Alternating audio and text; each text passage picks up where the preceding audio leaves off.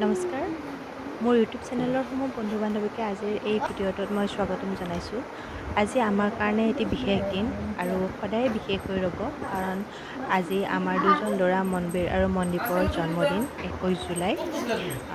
আজি সিহঁতৰ 2 বছৰ সম্পূৰ্ণ হ'ব, 3 বছৰত ভৰি দিব আৰু সেইকাৰণে আমি গোটেই পৰিয়ালৰ সদস্যকেইজনে লগ হৈ এখন বিশেষ ঠাইত যাবলৈ ওলাইছোঁ সিহঁতৰ শুভ জন্মদিনটো উদযাপন কৰিবলৈ, যাতে আৰু শুভ হওক, সিহঁতৰ মংগল কামনা কৰি যাব ওলাইছোঁ আমি মংগলৰ চপাইত অৱস্থিত নিৰিবিলি বৃদ্ধাশ্ৰমলৈকে।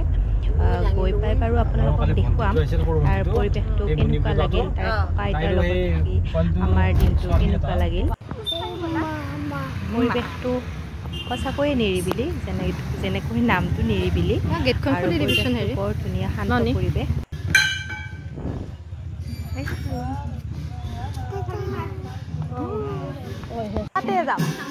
সেয়া আমি গৈ পালোঁ আৰু গৈ পাওঁতে তেওঁলোকে নাম ধৰিয়ে আছিল, কাৰণ আমাৰ গৈ পোৱাত অলপ দেৰি হৈছিল, যিহেতু ইহঁতো কোনো সাৰ পোৱা নাছিল আৰু কিন্তু আধাতে আমি ইহঁতক সাৰ পোৱাই লৈয়ে গৈছিলোঁ বাৰু। সেইকাৰণে তেওঁলোকে আগতে শৰাই আগবঢ়াই দি নাম আৰম্ভ কৰিছিল আৰু আমি গৈ পাই উঠি আমাৰ ফালৰ পৰা যিখিনি সেৱা সৎকাৰ কৰিব লাগে সেইখিনি কৰিছিলোঁ বাৰু।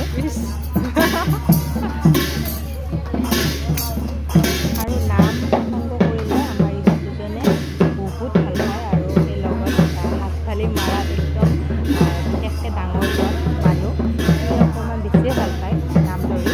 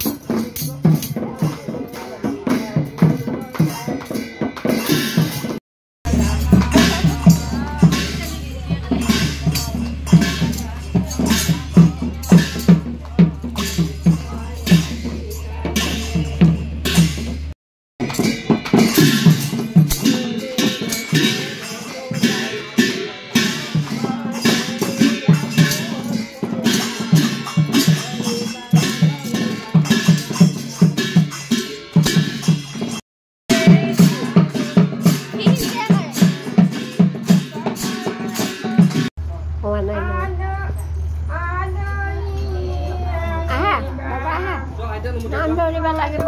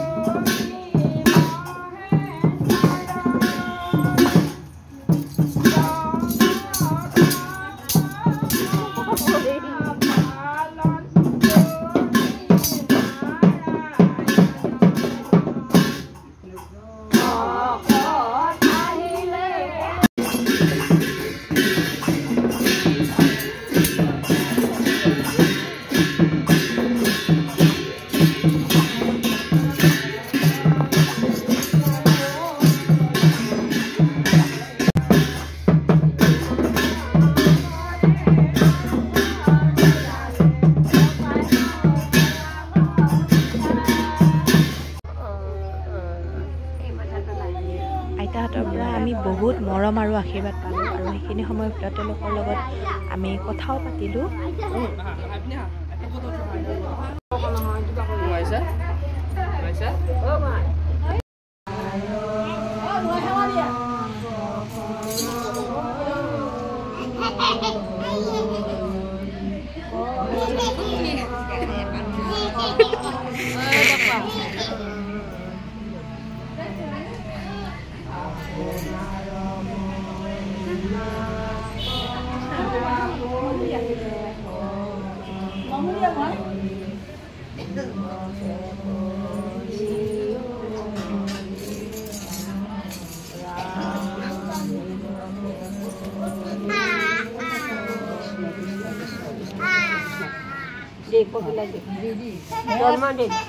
প্ৰভু ভগবন্ত অনন্ত ঈশ্বৰ কপন জমে কাৰণ তুমি প্ৰিয়তম তোমাৰ গধূলি যোৱা তোমাৰ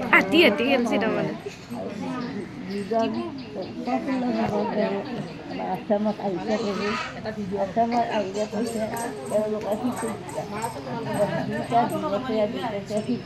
শিশুকেইটাৰ কাৰণে তেওঁলোকে জন্ম পাই আছে প্ৰভু তেওঁলোকে অন্নদানো কৰিছে। আচলতে এইখিনি ঠাইত এই বিল্ডিংসমূহত আগতে আৰ্মি কেম্প আছিল, কিন্তু আৰ্মি কেম্পসমূহ আঁতৰোৱা হ'ল। তাৰপিছত এই ঠাইতে মানে এইখন আশ্ৰম খোলা হ'ল। মই প্ৰথমবাৰৰ কাৰণে আহিছোঁ, কিন্তু বহুত ভাল লাগিল।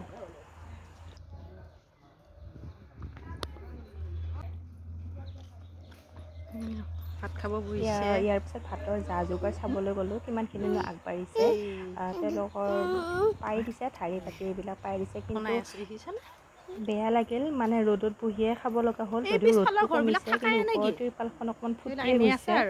আৰু তাৰ ৰান্ধনীয়ে হওক এইবিলাক সকলো আৱাসীয়ে হয়, বেলেগ ৰান্ধনীয়ে নবনায় তাতে, আৰু বেলেগ বিলনীয়াও নাই সহায় কৰোঁতা। চব তাৰে যিখিনি ককা আইতা আছে, যিখিনি আৱাসী আছে, তেওঁলোকে সহায় কৰি দিয়ে। আৰু সেইকাৰণে আমিও আমাৰ ফালৰ পৰা গোটেই ভাত আঞ্জা এইবিলাক বিলাই সহায় কৰি দিলোঁ।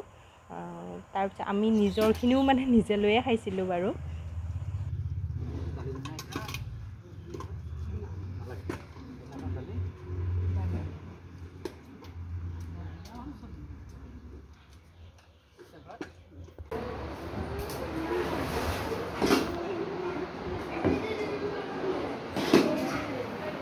খাই বৈ সিহঁতে অলপ খেলিলে, একদম পৰি হৰি অৱস্থা নাই, মাটিয়ে বালিয়ে একদম চুচৰিছে, পূৰা খেলিছে আৰু তাতে।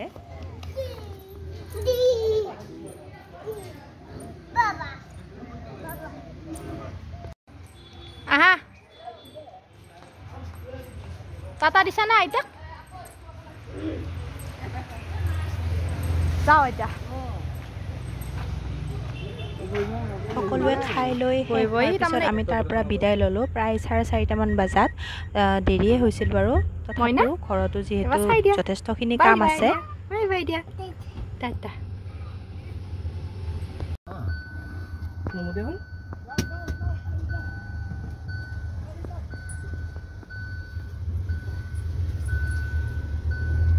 কি গ'ল শুন? মই আহোঁতে এখন গাড়ীতে আহিলোঁ মানুহৰ লগত, আকৌ এতিয়া সি আকৌ আইতাহঁতৰ লগত উঠিছে, আকৌ এতিয়া আকৌ মইনাৰ লগত আহিলোঁ। আৰু আহিয়ে লাগি গ'লোঁ কামত ঘৰত। সেয়া পায়স বনাই আছোঁ, আৰু এইফালে আমাৰ ঘৰৰ ওচৰৰে দাদা এজনে বাকীখিনি বনাইছে।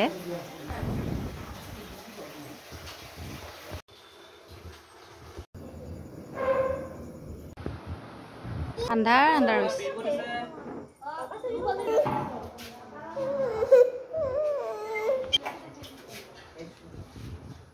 ইফালে মন্দিৰত শৰাই এভাগো আগবঢ়ালোঁ, আৰু তাৰপিছত অকণমান বৰ্তা এজনে পুথি চালে। আমাৰ পৰম স্বৰূপ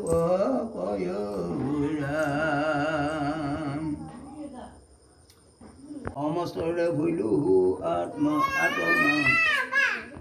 অৱস্থানে হৈ স্থিত যুগ প্ৰকাশনিত অবিজ্ঞানে দেখন্ত। অকণমান পুথি শুনিম বুলি আহিছিলোঁ, কিন্তু নোৱাৰোঁ ইহঁতৰ কাৰণে, অকণমানো বহি থাকিব। ব'লা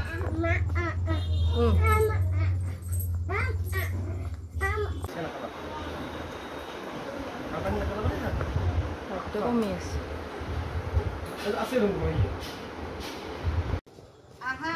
আইতা দিব, আইতা দিব আৰু দিম।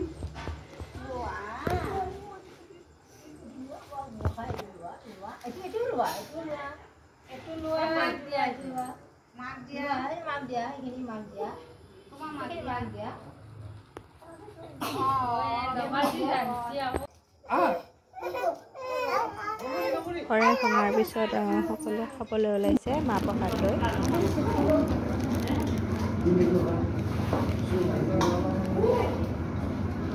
দিনত বহুতখিনি খেলা ধূলা কৰাৰ কাৰণে আৰু টোপনিটো অকণমান ভাল নহ'ল সেইকাৰণে সৰুটো সোনকালে টোপনি গ'ল ময়ো এখেতে টোপনি যোৱা নাই আমাৰ লগত অকণমান খালেও মানে আমাতকৈ আগত আৰু তাতে অকণমান খুৱাই দিলে খুৱাই খাই লৈ মানে একদম দৌৰা দৌৰি খেল ধেমালি ইয়াৰ উৎপাত মোৰ ফালে চোৱা ক'ত গ'ল হা কুকুৰ দিয়া আকৌ বাবা ইয়াতে খেলা বাবু ভিতৰত ইয়াতে খেলা